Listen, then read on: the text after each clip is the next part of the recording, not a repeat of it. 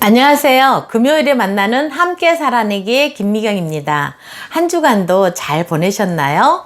어제 뉴스에서 트럼프 전 미국 대통령이 코로나19가 중국 우한 연구소에서 처음 발생했다는 소식을 접하면서 그게 사실이라면 전 세계인들의 마음은 어떠할까? 참으로 착잡할 거라는 생각이 들었습니다.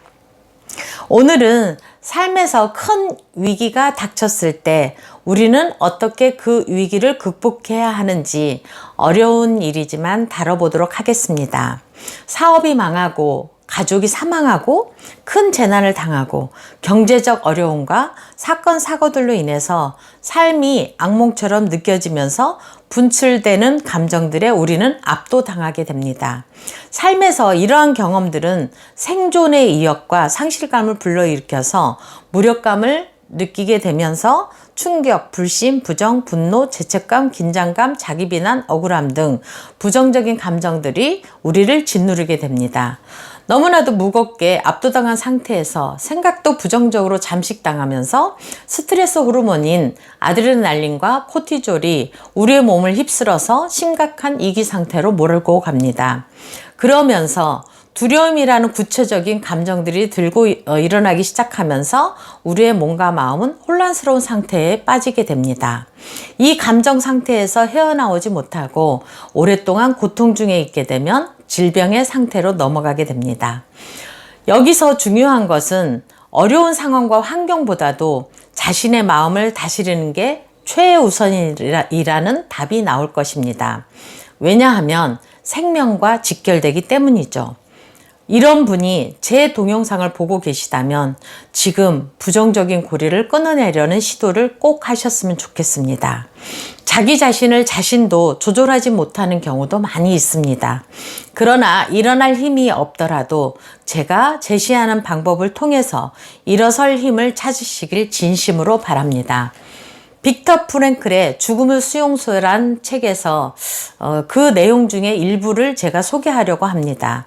마지막 남은 피하 지방층이 사라지고 몸이 해골의 가죽과 넉마를 씌워 놓은 것 같이 됐을 때 우리는 우리 몸이 자기 자신을 먹어치우기 시작했다는 것을 느낄 수 있었다.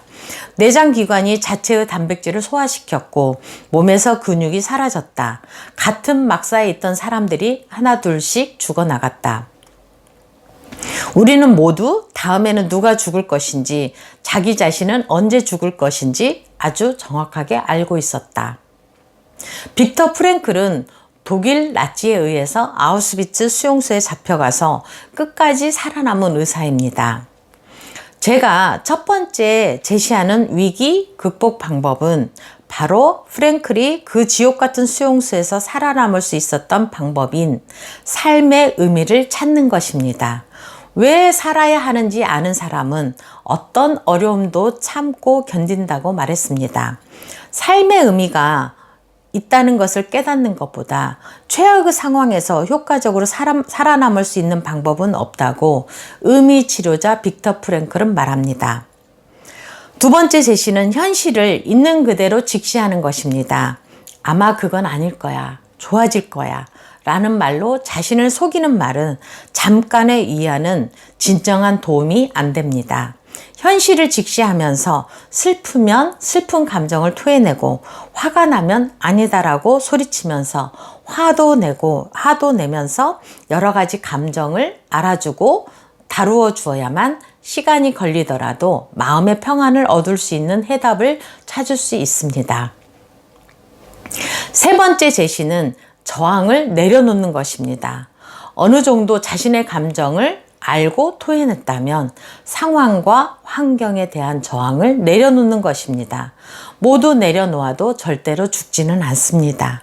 죽으려고 하는 자는 살고 살려고 하는 자는 죽는다는 말처럼 탁 내려놓아 버리면 마음이 참 편안해지면서 계속 이 상태를 유지하면 에너지장이 상승하기 시작했다는 증거입니다. 넷째, 이 위기는 반드시 나에게 또 다른 기회를 가져다 줄 거라는 확신을 갖는 것입니다. 니체의 말을 인용해 보면 나를 죽이지 못하는 위기는 나를 더 성장시킨다. 이 말처럼 위기가 기회의 힘을 깨닫고 뚫고 나아갈 때 자신의 성장은 이루어집니다. 우리네 인생은 솔직히 돌밭길입니다. 어느 누구도 부인할 수는 없습니다. 그러나 그 길을 가는 동안에 꽃도 보고 나무도 보고 흐르는 강물도 보고 단단한 바위도 보면서 가기 때문에 우리 인생은 살만하지 않을까요?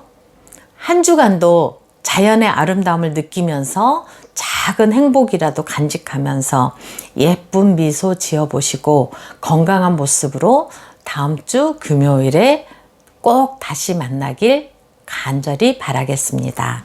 함께 살아내기 김미경이었습니다. 감사합니다.